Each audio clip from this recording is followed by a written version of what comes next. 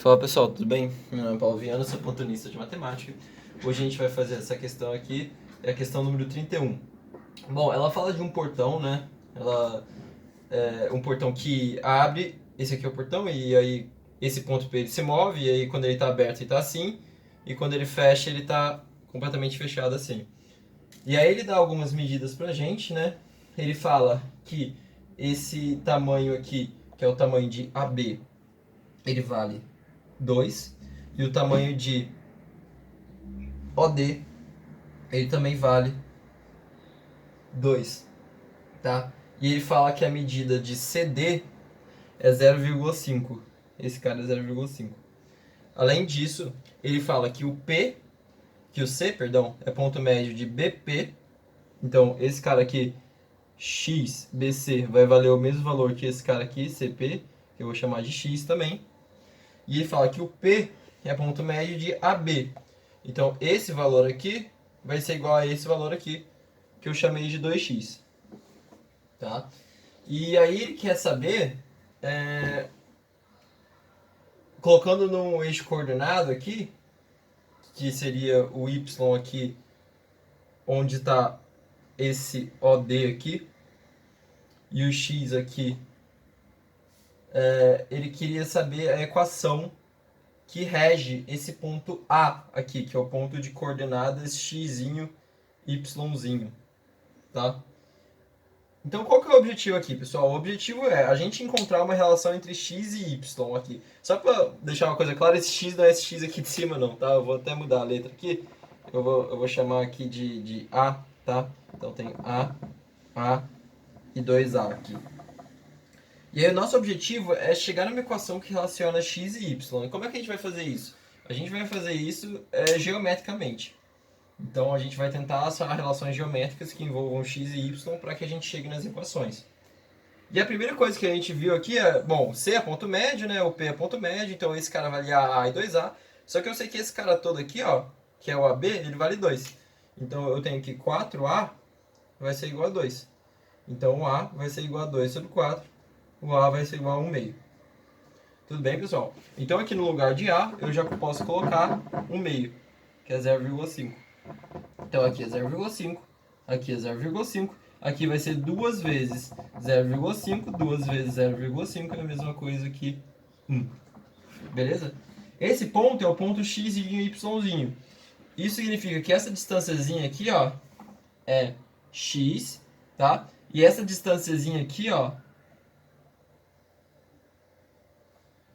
aqui prolongando, fica y. Então esse cara aqui é y. Tá bom, pessoal? Isso aqui é 90 graus, tá? Por quê? Porque os eixos coordenados eles são perpendiculares e essa reta aqui ela é paralela a essa de baixo, então é 90 graus aqui também. Bom, o que mais que a gente pode fazer aqui? Uma das ideias é a gente pensar que tem muita coisa com meio aqui, né? Tem meio aqui, tem meio aqui, tem meio aqui. Então talvez seja interessante a gente pensar nesses triângulos aqui, uma relação entre eles. Então, entre os ângulos e os lados, se eu chamar esse carinha de alfa, por exemplo, como o alfa está olhando para meio, o ângulo que está olhando para o outro meio aqui também vai ser alfa. Então esse cara aqui é alfa, porque esse triângulo ele é isósceles. Tá? E aí a gente sabe que a soma, o ângulo externo é a soma dos outros dois internos, né? Então esse cara aqui vai ser 2 alfa. Beleza?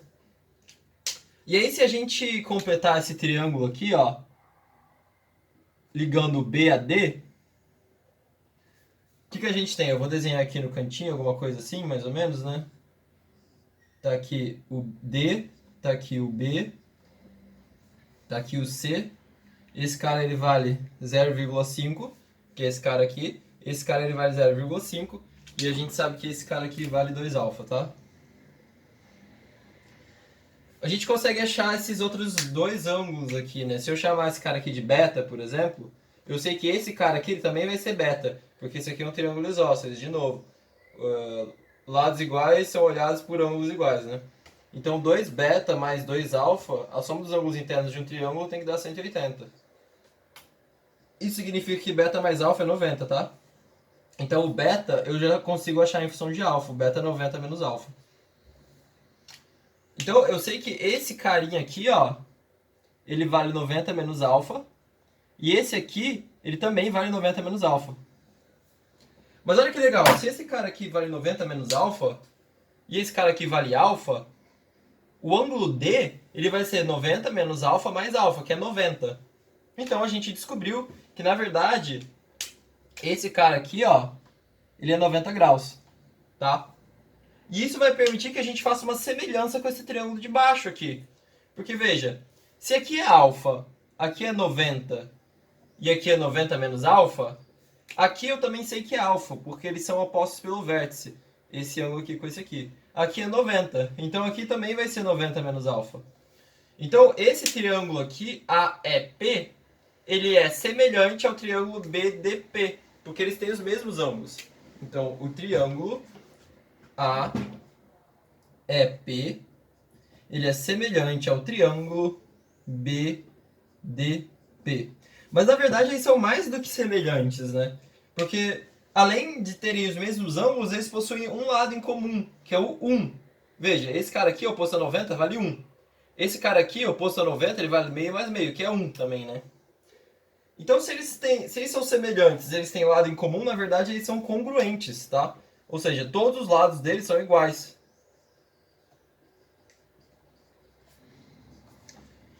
Então, se todos os lados deles são iguais, se aqui eu chamar de 1, aqui vai ser 1, né? Isso aí a gente já sabe. Se aqui eu chamar de um Zzinho, por exemplo, aqui também vai ser, ó, esse cara é o oposto a 90 menos alfa. Então, o oposto a 90 menos alfa também vai ser Zzinho aqui. E esse cara aqui é x, esse cara aqui também vai ser x, tá? E aí o que a gente consegue descobrir? Eu sei que esse cara todo aqui, ó, o OD, ele vale 2, lembra, pessoal? Então eu sei que o Zzinho mais ó, o Zezinho aí, ó. O Zezinho mais o Zezinho mais o Yzinho vai ser igual a 2, tá? Tudo bem?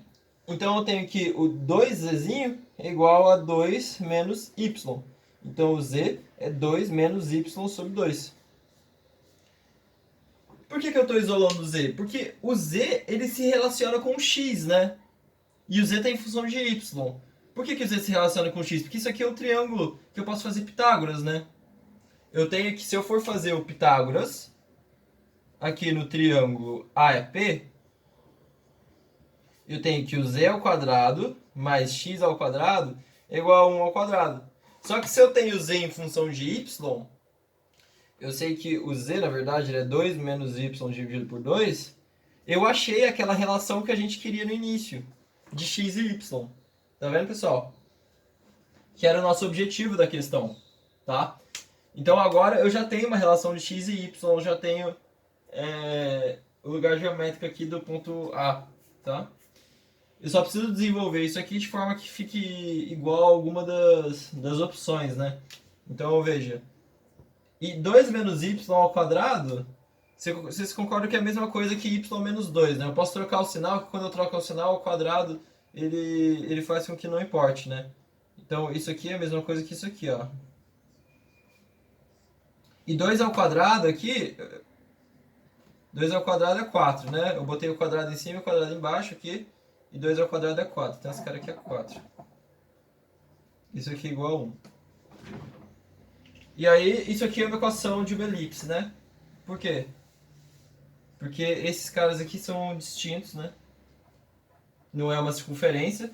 Se fosse, não poderia ter esses caras aqui. Tá somando, né? Então é uma elipse. Tem um do outro lado e é o que está na opção C, né? Um trecho da elipse com essa equação aqui, tá? Então, qual que era o grande ponto dessa questão aqui?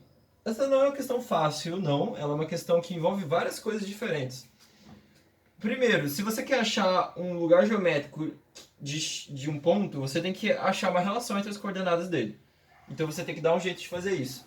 Nessa questão, como é uma questão geométrica aqui, eu acredito que seja mais fácil por esse caminho da semelhança, né? Perceber que tem muitos caras com o mesmo lado aqui e que talvez possa ter uma relação de ângulos aqui para a gente fazer uma semelhança.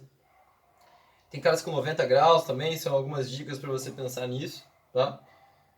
E aí depois é juntar tudo numa equação só. Beleza, pessoal? Valeu!